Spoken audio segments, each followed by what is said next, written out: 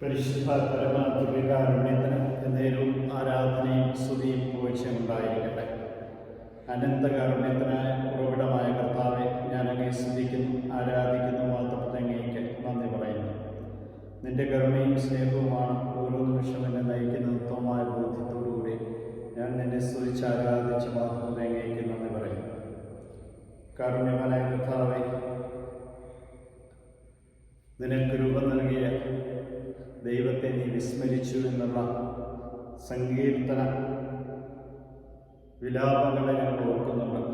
കർത്താവെ, നിയമാവർത്തന പുസ്തകത്തിലും നീ ഞങ്ങളോട് അരുൾ ചെയ്യുന്നു, നിനക്ക് രൂപം നൽകിയ ദൈവത്തെ നീ വിസ്മരിച്ചുകൊണ്ട് നിന്റെ വഴിയിലൂടെ നീ നടന്നു, എൻ്റെ കൽപ്പനകളെ നീ ലംഘിച്ചു, നീ ദൈവകൃപ നഷ്ടപ്പെടുത്തിയെന്ന് ഇന്നത്തെ വചനത്തിലൂടെ ഒരു നിയമം ചോദിക്കുന്നുണ്ട്. കർത്താവെ, നിത്യജീവൻ പ്രാപിക്കുവാൻ എന്ത് നന്മയാണ് ഞാൻ ചെയ്യേണ്ടത്? അവൻ പറഞ്ഞു, നന്മയെപ്പറ്റി നീ എന്തിന് എന്നോട് ചോദിക്കുന്നു? നല്ലവനൊരുവൻ മാത്രം ജീവനിൽ പ്രവേശിക്കുവാൻ അപേക്ഷിക്കുന്നെങ്കിൽ കൽപ്പനകൾ പാലിക്കുക. കൽപ്പനകൾ ഏതെല്ലാമെന്ന ചോദ്യത്തിൽ അവൻ വീണ്ടും കർത്താവിനോട് ചോദിക്കുന്നുണ്ട്. കർത്താവ് പറയുന്നുണ്ട് 10 പ്രമാണങ്ങൾ പാലിക്കാൻ. എന്നാൽ അവൻ ചോദിച്ചു, ഏതാണ് പ്രധാനപ്പെട്ട കൽപ്പന? നിന്നെപ്പോലെ പിതാവായ ദൈവത്തെ സ്നേഹിക്കുക, പൂർണ്ണ മനസ്സോടും പൂർണ്ണ ഹൃദയത്തോടും, നിന്റെ അയൽക്കാരനെ നിന്നെപ്പോലെ സ്നേഹിക്കുക.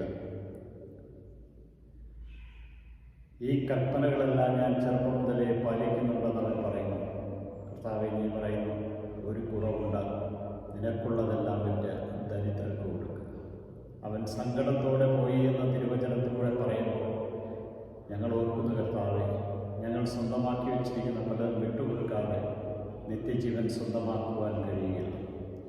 ഇന്ന് ഈ ദിവസം നീ ഞങ്ങളെ വിളിച്ചതിനെ ഓർത്ത് നന്ദി പറഞ്ഞുകൊണ്ട് ഞാൻ അങ്ങേ സ്തുതിക്കുന്നു, ആരാധിക്കുന്നു, മാത്രം അങ്ങേക്ക് നന്ദി പറയുന്നു.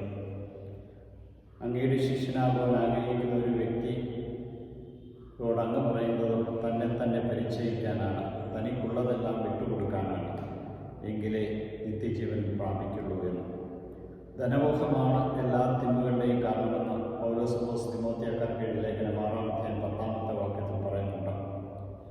പണത്തെ പിന്തുടരുന്നവന് മാർഗഭംശം സംഭവിക്കുമെന്ന പ്രഭാഷകന്റെ പുസ്തകം 31:5 പറയുന്നുണ്ട്. കർത്താവെ, സഖ്യൂസ് രക്ഷ നേടിയത് എല്ലാം വിട്ടുകൊടുത്തുകൊണ്ടും ദാനം ചെയ്തുകൊണ്ടും ഞങ്ങളെ ഓരോരുത്തരെയും അങ്ങയുടെ മുമ്പിൽ സമർപ്പിക്കുന്നു. അങ്ങ് തന്നതെല്ലാം ദാനമാണെന്ന് അറിഞ്ഞുകൊണ്ട് അങ്ങേ മഹത്വപ്രദമായ കൃപ നൽകിയിരിക്കുന്നു. Hallelujah, hallelujah. കർത്താവെ, സ്തുതി, ആരാധന, മഹത്വം. നിന്റെ കൃപയും കാരുണ്യവും ഓരോ നിമിഷം അനുഭവിച്ച നീ തന്നതെല്ലാം ദാനമാണെന്നും ഈ ദാനങ്ങളെല്ലാം നിനക്ക് സമർപ്പിക്കാനുള്ളതാണെന്നും നീ ആഗ്രഹിക്കുന്നവർക്ക് വിട്ടുകൊടുക്കാനുള്ളതാണെന്ന് മനസ്സിലാക്കി ജീവിക്കാൻ ഞങ്ങളെ അനുഗ്രഹിക്കണം. നിത്യം പിതാവ്, പുത്രനും പരിശുദ്ധ സർവേശ്വരന്റെ അനുഗ്രഹം ഞങ്ങളിൽ നിറഞ്ഞ് ഞങ്ങളെ അങ്ങ് നയിക്കണം. ഈശോയെ നന്ദി, ഈശോയെ സ്തുതി, ഈശോയെ ആരാധന.